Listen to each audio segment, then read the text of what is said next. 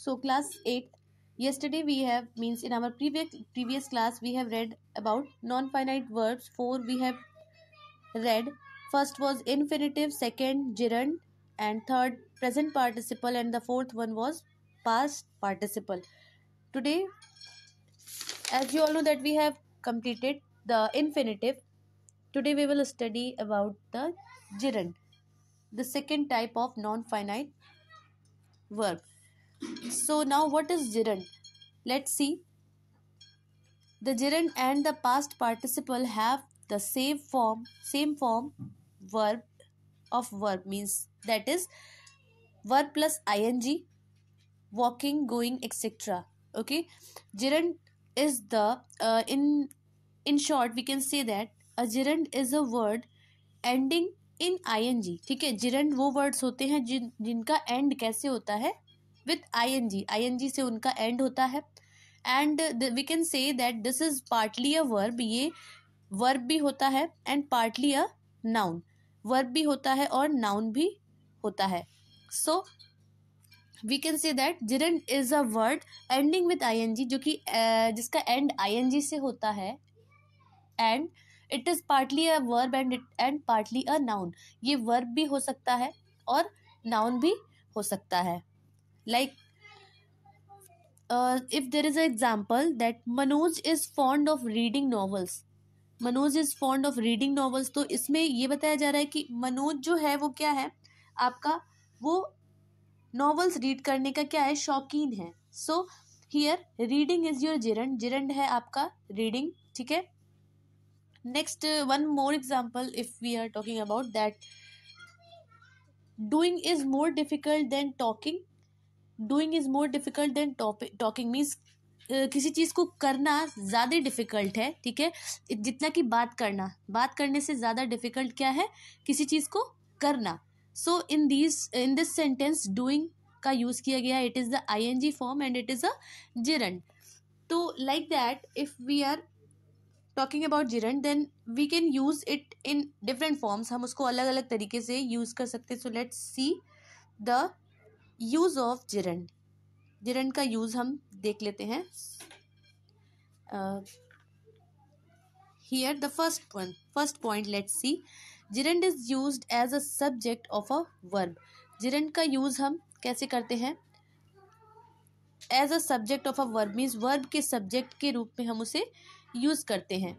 ठीक है, कैसे, as a like in this example speaking is easier than writing. as I told you before, एक example मैंने आपको अभी बताया कि doing is more difficult than talking. ठीक है, कि करना ज़्यादा डिफ़िकल्ट है, बात करने से ज़्यादा डिफ़िकल्ट होता है किसी काम को करके दिखाना. So in that sentence also we have use the gerund, ing form verb का यूज़ किया गया था. और इसमें here speaking is easier than writing means बोलना ज़्यादा ईजी है. कैसे, लिखने से ज़्यादा ईजी क्या है, बोलना. So in this way we can use it as a subject of a verb. Verb के सब्जेक्ट के लिए हम उसे यूज़ कर सकते हैं. ठीक है, यहाँ पे आपका वर्ब क्या है, स्पीकिंग है, बोलने की बात की जा रही है. Speaking is easier than writing, लिखने की बात की जा रही है. इसको हम क्या बना दिए, here it is working as an object. यहाँ पे क्या वर्क कर रहा है, ये ऑब्जेक्ट का वर्क कर रहा है. Next the second example is smoking. Smoking in the auditorium is prohibited. ठीक है, smoking in the auditorium is prohibited. इस सेंटेंस में यहाँ पे स्मोकिंग का यूज़ किया गया है. ठीक है, तो स्मोकिंग इज योर gerund. यहाँ पे स्मोकिंग आपका क्या है, gerund है. It is the ing form of the verb and it is being used as a subject of the verb. ठीक है, वर्ब के सब्जेक्ट के लिए हम इसका यूज कर रहे हैं. So in these two examples we come to know that how we use a gerund as a subject of a verb means verb के subject के रूप में हम gerund को कैसे यूज कर सकते हैं. Next point is second, gerund is used as an object of a verb. gerund का यूज हम ऑब्जेक्ट के रूप में भी करते हैं. ठीक है, how we use it as an object, हम उसे ऑब्जेक्ट के रूप में कैसे राइट करते हैं. ओके, लाइक एक तरह से हम कहें तो as the object of transitive verb. ठीक है, ट्रांजिटिव वर्ब जो होता है उसके ऑब्जेक्ट के रूप में हम यूज़ कर सकते हैं, क्योंकि जो इंट्रांजिटिव वर्ब होते हैं आपके, उसमें ऑब्जेक्ट नहीं होता है. This you people know very well कि जो आपके ट्रांजिटिव वर्ब्स होते हैं, means a transitive verb contains an object to complete its sense. ठीक है, ट्रांजिटिव वर्ब जो वो होते हैं जिनमें कोई ऑब्जेक्ट होता है. ओके, और जो इनट्रांजिटिव वर्ब होते हैं आपके, उसमें कोई ऑब्जेक्ट नहीं होता है. There is no object in the intransitive verb. So while we are using it as an object, जब भी हम जिरंड को ऑब्जेक्ट के लिए यूज करते हैं, वर्ब के ऑब्जेक्ट के लिए, तो हम ट्रांजिटिव सेंटेंस में उसे यूज करते हैं, क्योंकि इनट्रांजिटिव में तो ऑब्जेक्ट होता ही नहीं है. So here is the example, he likes reading detective novels. Okay, he likes, he आपका सब्जेक्ट है and likes is your verb. Okay, तो ही लाइक्स, उसे पसंद है, क्या पसंद है? Reading detective novels, detective novels पढ़ना. तो यहाँ पे रीडिंग का यूज हम कर रहे हैं and this is the ING form of verb. Verb का आईएनजी फॉर्म है जिसे हम एज अ ऑब्जेक्ट यूज कर रहे हैं. ठीक है, तो this is your gerund used as an object of a verb. Verb के ऑब्जेक्ट, वर्ब आपका लाइक्स है. लाइक्स क्या लाइक करता है वो? Reading detective novel, detective novels पढ़ना, उसे क्या अच्छा लगता है. ठीक है, next example is I hate waiting at bus stop.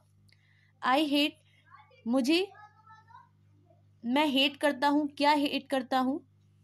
Waiting at bus stop. Hate आपका वर्ब है, I is your subject, hate is your verb and waiting at the bus stop. यहाँ पे वेटिंग का को राइट किया गया है as an object. Wait, wait means तो वेट करना भी होता है, इंतज़ार करना. Wait is your verb, wait आपका वर्ब भी हो सकता है, but here we are using it as an object of the verb. So in these two sentences we come to know that how we can use the gerund as an object of a verb. Next one is gerund is used as an object of the preposition before it. ठीक है, gerund का use हम object as an object करते हैं of the preposition before it, means उसके बाद जो preposition लिखा होता है. ठीक है, मीन्स उसके पहले जो प्रिपोजिशन लिखा होता है, मीन्स उसके बाद हम जिरंड को राइट करते हैं. ठीक है, एज एन ऑब्जेक्ट हम यूज करते हैं. How? Let's see the example. Like he inaugurated the school by lighting a lamp. तो यहाँ पे आपका he inaugurated the school, by आपका क्या है इस सेंटेंस में? प्रिपोजिशन है. Here by is your preposition and after that we have written lighting a lamp. तो यहाँ पे आपका lighting जो है वो ऑब्जेक्ट का काम कर रहा है and before this word, before lighting, by is given over here and by is your preposition. ठीक है, तो preposition इसके पहले लिखा गया है, इसके बाद हमने एज एन ऑब्जेक्ट जिरंड को राइट किया हुआ है. Like this the second example, he is thinking of resigning his job. In this sentence two ing form are given over here, but he is thinking आपका क्या है? Verb हो जाएगा. Okay, क्योंकि वो सोच रहा है, वो क्या कर रहा है? सोच रहा है. ही सब्जेक्ट है, is thinking वह सोच रहा है. of resigning his job, of is your preposition, resigning his job means अपने जॉब से रिजाइन देने की सोच रहा है. ओके, तो resigning is used as an object, okay, of the preposition. Here of is the preposition और इसका ऑब्जेक्ट क्या है? आपका रिजाइनिंग है. ठीक है, so here we have used it as the object of the preposition. Next one is they reserve their journey after resting an hour. So in this sentence they is your subject, they आपका subject है. Reserve their journey, after, after is your preposition and after that we have used rest. हमने किसका use किया है? Rest का use किया है, ठीक है। रेस्ट को का आईएनजी फॉर्म हमने राइट किया है, वर्ब का ING form, and it is our gerund. So here resting an hour, तो रेस्ट करने की बात की जा रही है कब तक?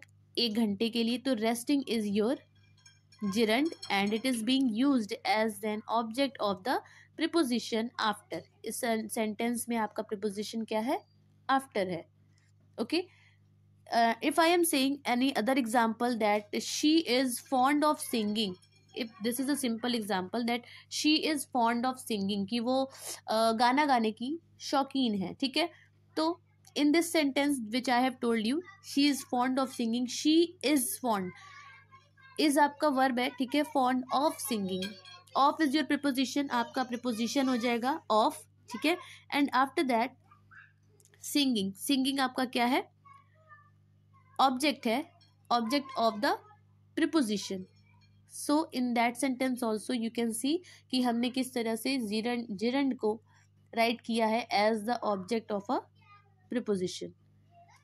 Now see, let's see the fourth point. Fourth point is gerund is used as a subject complement.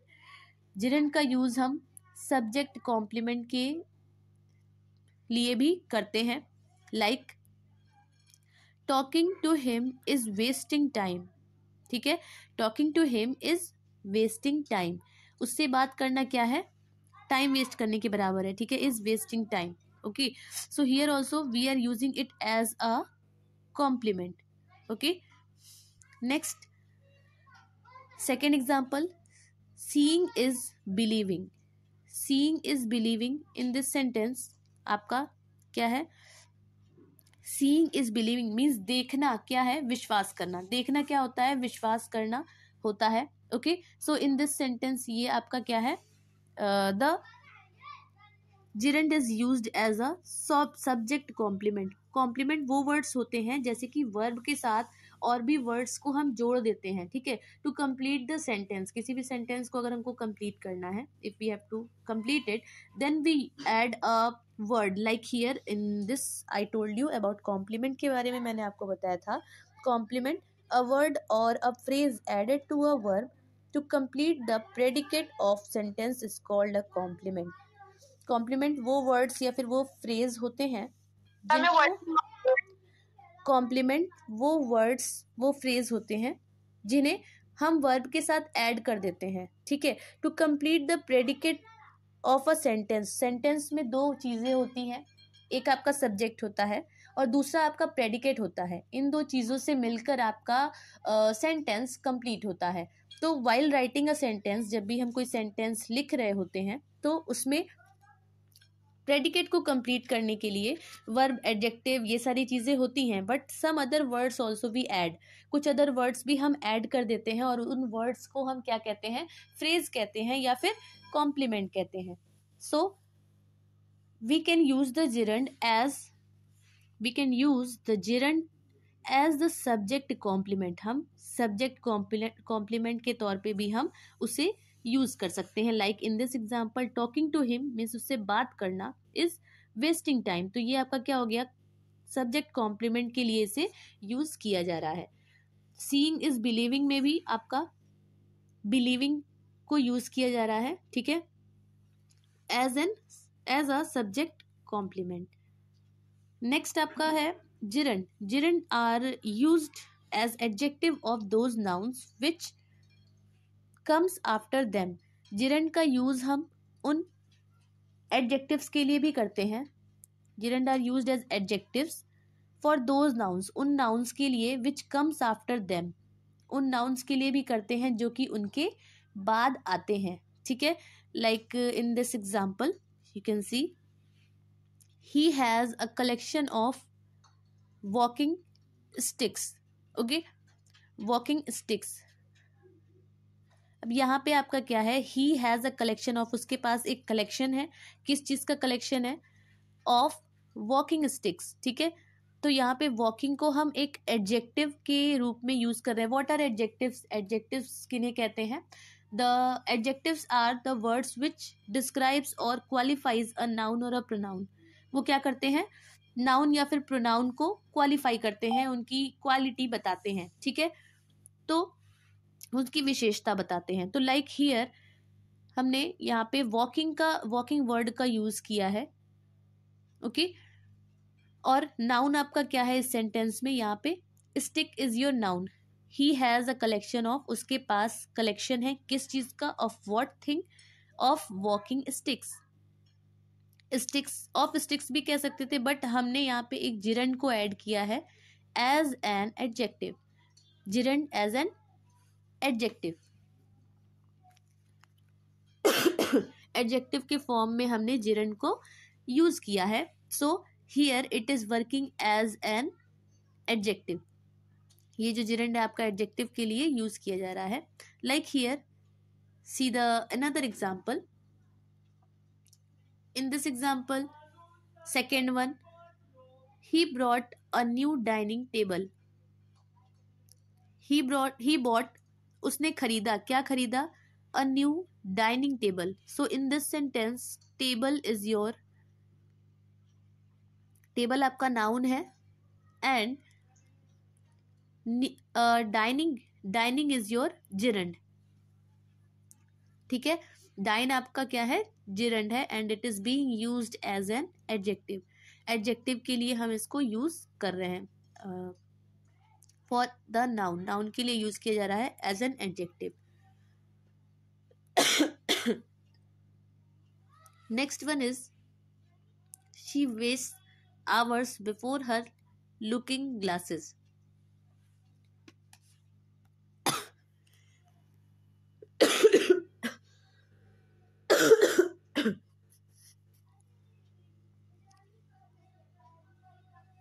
Next is she waste hours before her looking glasses. वो घंटों बर्बाद कर देती है. वो घंटों बर्बाद कर देती है बिफोर हर लुकिंग ग्लासेस. किसमें वो अपने मीन्स अपना टाइम किसमें वो बर्बाद करती है? अपने लुकिंग ग्लासेस मीन्स जो उसके चश्मे हैं. लुकिंग ग्लासेस हम स्पेक्टिकल्स को कहते हैं. ठीक है, तो उनमें वो अपना टाइम वेस्ट कर देती है. This is being told in this sentence कि हियर लुक आपका क्या होता है? Look is your verb. Look आपका वर्ब होता है, but here we are using it as an adjective for the noun glass. Glass के लिए हम यूज कर रहे हैं glass is your noun, and for the glass we are using looking. Her looking glasses, ये आपका लुकिंग यहाँ पे क्या कर रहा है? एडजेक्टिव का वर्क कर रहा है. Next, the village has a free reading rooms. ठीक है, अ फ्री रीडिंग रूम्स. इस गांव में क्या है? फ्री रीडिंग रूम्स हैं. रूम आपका नाउन है, and for this noun we are using reading. हम रीडिंग का यूज कर रहे हैं. ठीक है, because it is being used with the noun, that's why it is a gerund as an adjective. It is written as an adjective. So this was all about gerund. कि gerund का use हम as a subject कर सकते हैं, subject of a verb. Second, object of a verb, object के रूप में भी हम राइट कर सकते हैं उसे as the object of the preposition. ठीक है, preposition के object के लिए भी हम उसे राइट कर सकते हैं. नेक्स्ट, सब्जेक्ट कॉम्प्लीमेंट के लिए भी हम राइट कर सकते हैं. Next, gerunds are used as adjective for those nouns which come after them. उन नाउन्स के लिए जो कि एडजेक्टिव के लिए हम gerund को यूज कर सकते हैं उन नाउन्स के लिए जो कि उसके बाद राइट किए जाते हैं. Here in all the sentences after the gerund, ठीक है, gerund के जस्ट बाद नाउन दिए गए हैं. Means walking sticks, stick is your noun. Dining table, dining is your gerund and table is your noun. Looking glasses, looking is your adjective means gerund. ठीक है, after that glass is your noun. Reading, after that room is your noun. So in all these sentences you can see that there are the nouns also which are just coming just after the gerund as an adjective which is given over here. So this was all about the gerund, the second type of non-finite verb.